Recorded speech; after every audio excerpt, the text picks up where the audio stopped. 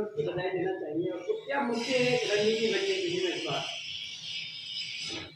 हमारी Republican party of India Athawale साहब की जो पार्टी है उसका 19 दिसंबर को दिल्ली के अंदर राष्ट्रीय कार्यकारिणी का सम्मेलन था। इसके अंदर मुख्य रूप से ऐसे डिस्कशन किए गए जो कि आगामी 1 वर्ष तक पूरे देश भर के अंदर किए जाएंगे। इसमें पूरे भारत के 31 राज्यों के सारे लोग बाग मौजूद थे।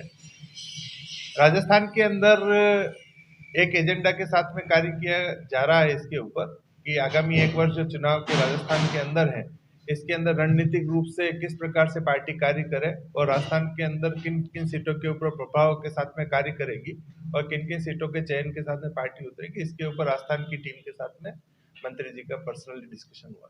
क्या गुजरात के तरह समर्थन दे देंगे बीजेपी को या किस स्तर पे आप सीटों पर लड़ेंगे? जैसा कि मैंने पिछली बार भी बताया था, राजस्थान के अंदर हमारा जो जनाधार है काफ़ी अच्छा है क्योंकि हमारा vote bank fix vote bank है। ऐसे में हमारा मुख्यतः जो टारगेट है वो तो 59 सीट्स के ऊपर है। जैसा मैंने पहले बताया, राजस्थान में 200 सीटें हैं। अभी हमारा उन सीटों के ऊपर भी लगभग 35 सीटें ऐसी है जहाँ पे फोकस तरीके से हम लोग कार्य कर रहे हैं और 19 सीटों के ऊपर हम लोग कार्य करके मुख्यतः तो भारतीय जनता पार्टी के साथ में हमारा समन्वय चल रहा है और जिन सीटों के ऊपर यदि समन्वय नहीं हुआ तो पार्टी अपने लेवल के ऊपर भी वहाँ पे खड़े करके और जीतने की कंडीशन के ऊपर है। जीरो ग्राउंड पे क्या क्या एजेंडा लेके जाएंगे आप जनता के बीच? अभी राजस्थान के अंदर जो मुख्यतः अभी लास्ट साल चल रहा है, इसके अंदर हमारा तो ये है कि राजस्थान के अंदर जो अभी वर्तमान में जो सरकार है, कांग्रेस की जो सरकार है, इसके अंदर सारी जनता जो परेशान है कई लेवल के ऊपर समाज के अंदर अब जाकर के देखेंगे तो उसमें वो वाली जो समस्याएं जो सीधे तरीके से जनता को प्रभावित कर रही है, उन समस्याओं में किस प्रकार से पार्टी और आगामी पार्टी जिनके साथ में हमारी रिपब्लिकन पार्टी ऑफ इंडिया समन्वय करेगी, उनमें किस प्रकार से उनको हम रिमूव करें उसके ऊपर कार्य चल रहा है हमारा। रिपब्लिकन पार्टी में किस तरह से चयन करोगे आप उम्मीदवारों का? मुख्यतः उन उम्मीदवारों का चयन किया जाएगा जो कि पार्टी के साथ में पुराने जुड़े हुए हैं, जिनका जनाधार काफी अच्छा है और जो इस कंडीशन के ऊपर है कि अपनी टक्कर दे सकते हैं और जीतने के ऊपर हमारा विजय मुहर लगा सकते हैं। जो आज प्रेस कॉन्फ्रेंस रखी गई है तो क्या संदेश पहुंचाना चाहिए प्रदेशवासियों को? हमारा कहना यह है कि राजस्थान के अंदर रिपब्लिकन पार्टी काफी जोर लगा करके कार्य कर रही है। राजस्थान के अंदर 200 सीटें हैं, 200 सीटों में से लगभग 60 सीटें जिनके ऊपर मैंने आपको बताया हम प्रभावी तौर के ऊपर उपलब्ध है और आज की जो प्रेस कॉन्फ्रेंस रखने का मुख्यतः ये है कि संदेश देना है कि राजस्थान में रिपब्लिकन पार्टी भी एक ताकत के रूप में है और जो मुख्य पार्टी कांग्रेस और भारतीय जनता पार्टी है, इनको भी एक नज़र के साथ में हमको देखने का जरूरत है। सर, आप प्रदेश अध्यक्ष हो, काफी प्रदेश अध्यक्ष से जैसे मीटिंग ली है तो उसके ऊपर क्या निर्णय निकला है मीटिंग को लेके और क्या मैसेज देना चाहिए आप?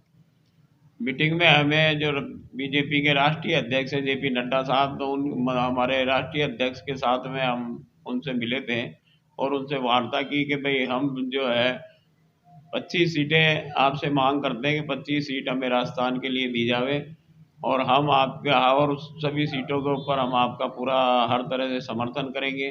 उन्होंने आश्वासन दिया है कि भाई जो है हमारे और भी जो कार्यकारिणी है, राष्ट्रीय है, प्रदेश है, उनसे वार्ता करके हम इसके ऊपर आपको निर्णय देंगे कि 5 राज्यों में आगामी साल में चुनाव होने वाले हैं।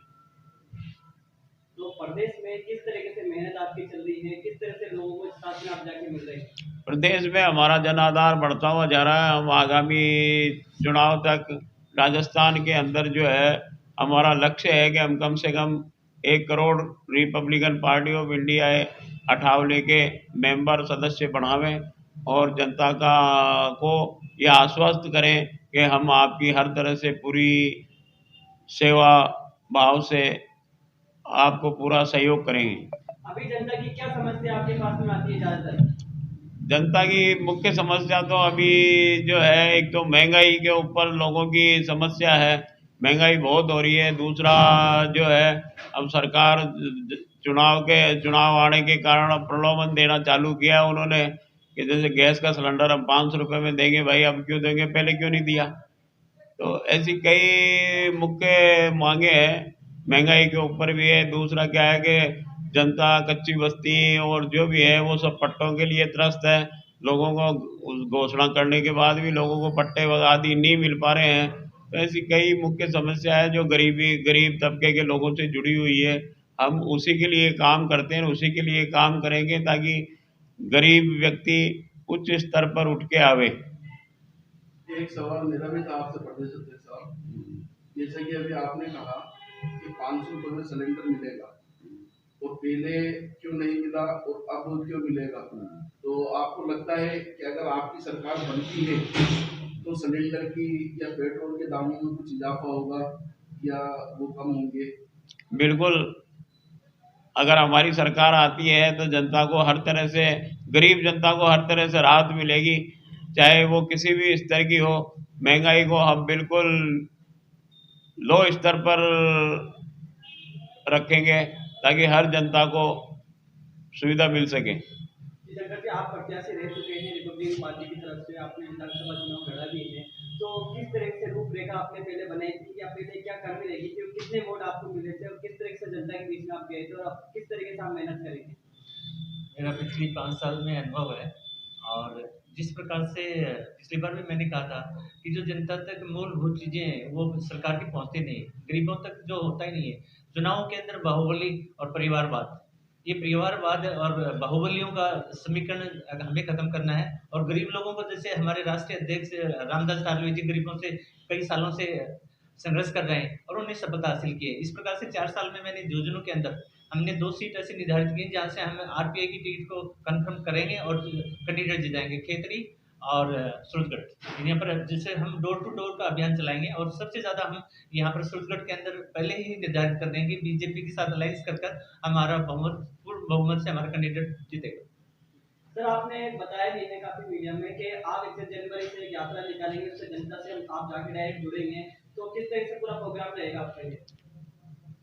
यात्रा के लिए हम प्रोग्राम बढ़ा रहे हैं ताकि जनता को हर तरह से हम जागृत कर सकें। तो गरीब जनता आज भी जागृत नहीं है, अपने अधिकारों के लिए जागृत नहीं है, उनको उनके अधिकारों के बारे में हम घर घर जाकर इस यात्रा के माध्यम से समझाएंगे ताकि वो जो है बाबा अम्बेडकर साहब के जो मिशन है, महात्मा ज्योतिबा फूले का मिशन है, माता सावित्रीबाई फूले का जो मिशन है, उस मिशन को पूरा करने के लिए हम हर तरह से कार्य करेंगे। संजय गौर जी, आप काफी युवाओं के बीच में नजर आते हैं, तो किस तरह से मेहनत चल रही है आपकी युवाओं की पार्टी की ओर से?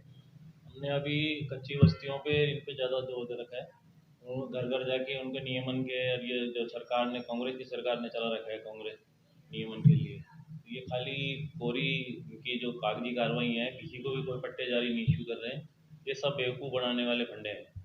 तो हम पूरे उनके गहराई पे जाके उनके किसको क्या समस्या आ रही है वो हम पूरा उसको आगे लेके आ रहे हैं, सरकार से हम जिम्मेदारी ले रहे हैं, हम करवाएंगे। जन चेतना यात्रा का जैसा आपने बताया, जन चेतना यात्रा के विभिन्न प्रकार के फेज रहेंगे। अभी जो हमारा दिसंबर और जनवरी के अंदर का जो फेज रहा है, उस फेज के अंदर जो प्रभावित सीटें हमारी है, वहाँ पे हमारी अभी अपने लेवल के ऊपर छोटी छोटी मीटिंग्स का प्लान है। फरवरी के बाद में हम लोग इसको, जो हमारी प्रभावित सीटें हैं और जहाँ पे हम लोग चुनाव लड़ने वाले हैं, वहाँ पे यात्रा के रूप में हम घर डोर टू डोर उसके अंदर जाने वाले हैं। और उसके बाद में जो हमारी एक मेगा टाइप की एक यात्रा रहेगी, जिसके अंदर पूरे राज्य के अंदर हम लोग वाहन के साथ में पैदल यात्रा और जन यात्रा दोनों के साथ में हम लोग काम करेंगे। तो उसमें आपके राष्ट्रीय अध्यक्ष रामदास अठावले जी भी शामिल रहेंगे? अभी अगले 1 महीने के अंदर हमारा सारा जो पिक्चर है वो क्लियर हो जाएगा कि हम लोग किस प्रकार से हमारा कार्य अगली रणनीतिक तौर से करना चाह रहे हैं। अभी परसों जैसा राधा मोहन जी ने बताया कि हमारा जेपी नड्डा जी के साथ में मीटिंग हुआ, तो हो सकता है ये सारा क्लियर होने के बाद में यदि जो हमारी सीटें आवंटित होती है तो हम भारतीय जनता पार्टी के साथ में मिल करके और इसको एक रैली का रूप या यात्रा का रूप देकर के पूरे राजस्थान के अंदर घुमाएंगे।